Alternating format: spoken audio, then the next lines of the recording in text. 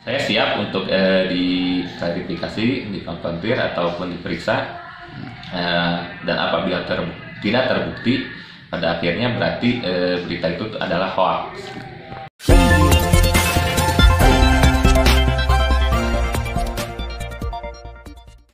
Sebelumnya saya ucapkan terima kasih karena telah mengkonfirmasi kepada saya, sehingga saya bisa mengklarifikasi terkait dengan berita di media pada saat ini yang menyulitkan saya selaku ASN.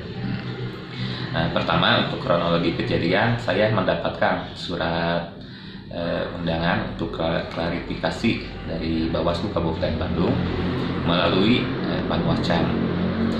Setelah menerima undangan itu, saya lapor ke pimpinan karena undangan itu saya terima hari Kamis, pada hari Kamis sore, sementara pelaksanaannya itu di hari Jumat. Maka setelah saya laporan meminta izin kepada pimpinan untuk menghadiri klarifikasi tersebut. Awal menerima undangan tersebut, saya juga sempat kaget dan merasa bingung karena di dalam undangan tersebut ada temuan terkait dengan adanya dugaan ASN, tindakan ASN tidak netral. Dan untuk mengklarifikasi hal tersebut, karena saya berniat baik, saya ingin mengklarifikasi karena selama ini saya tidak merasa tidak netral seperti itu. Maka pada hari Jumat, tanpa tahu duduk permasalahannya apa, karena tidak dijelaskan dalam undangan tersebut, saya dengan niat baik saya datang ke Bawaslu untuk memenuhi undangan tersebut.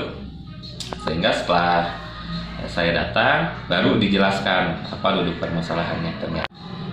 Ternyata setelah saya datang, dijelaskan kejadiannya bahwa saya diduga hadir pada saat tanggal 8 September 2020 pada saat pemeriksaan kesehatan bakal calon pasangan Bupati dan Wakil Bupati di Rumah Sakit Hasan Sadikin di RSAS. Setelah saya disampaikan seperti itu, maka saya pun mengecek agenda kegiatan saya terkait di tanggal 8 itu saya ada kegiatan apa. Ternyata di tanggal 8 tersebut saya menerima disposisi dari Pak Camat untuk mewakili, untuk hadir dalam rapat mewakili beliau di Pemda Soreang. Jadi selama tanggal 8 itu dari pagi sampai sore saya berada di Soreang. Tidak ada aktivitas saya yang di luar Soreang. Kalau ada sinyalir berita seperti itu, saya kira ya memang benar salah orang, karena kalau secara hubungan atau secara apapun memang tidak ada kaitannya dengan saya. Jadi kenapa saya yang dipanggil, saya rasa memang ini 100% memang salah orang, salah. Harapan Bapak? Harapan saya yang pertama mungkin kemarin karena saya pun melihat saya sangat menyayangkan sekali ya, ada oknum dari Bawaslu yang mengatakan, bahkan berstatement di media massa terkait dengan hal ini. Padahal kalau secara analisis ini belum mendalam, mungkin analisisnya masih sangat dangkal untuk menyatakan saya ikut hadir pada acara tersebut. Untuk itu saya mohon ke depannya, apabila memang tidak terbukti saya sebagai hadir pada saat itu, saya mohon klarifikasinya secara terbuka dari khususnya dari oknum Bawaslu tersebut, di mana menyebutkan berstatement bahwa saya hadir di sana, dan sampai saat ini pun untuk bukti dan untuk saksi saya tidak tahu. Untuk bukti fotonya yang mana, saksinya yang mana, saya tidak tahu. Saya tidak ikut karena kapasitas saya hadir di sana. Sementara kan sekarang saya menjabat sebagai sekretaris kecamatan. Sementara apabila saya datang ke sana, kapasitas saya juga di sana sebagai apa gitu. Jadi tidak ada hubungannya, baik hubungan kerja, hubungan keluarga, ataupun hubungan bisnis dan yang lainnya. Jadi tidak ada hubungan sama sekali dengan bakal calon bupati dan wakil bupati. Jadi tuduhan yang ditujukan kepada Pak Andri gimana?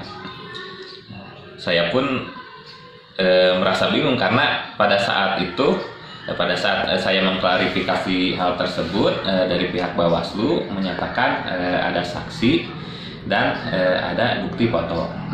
Tapi pada saat itu, pada saat saya minta mana bukti fotonya, saya tidak dikasih, tidak diperlihatkan kepada saya mana bukti fotonya. Dan yang kedua, saya menanyakan siapa saksinya, dan saksinya pun pertama ya memang tidak disebutkan saksinya siapa, serta tidak dipertemukan dengan saya gitu. Jadi menurut saya ini sangat lemah sekali kalau berbicara terkait dengan tuduhan yang dialamatkan kepada saya, karena sama sekali memang tidak melihat hubungannya, motifnya apa.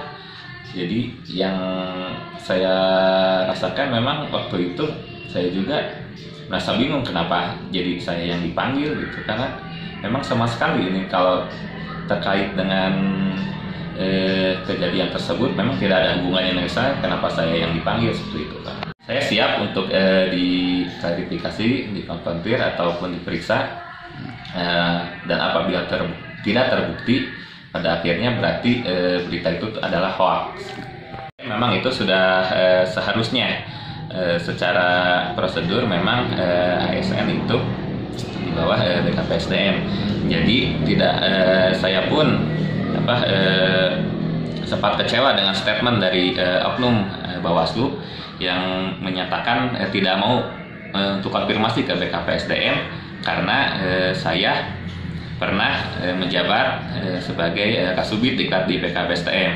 Walaupun siapapun yang diperiksa, walau dimanapun tempat tugasnya, sebenarnya sudah seharusnya memang konfirmasi itu dilakukan kepada pihak BKPSDM. Jadi dengan adanya statement seperti itu, seolah-olah pihak Bawaslu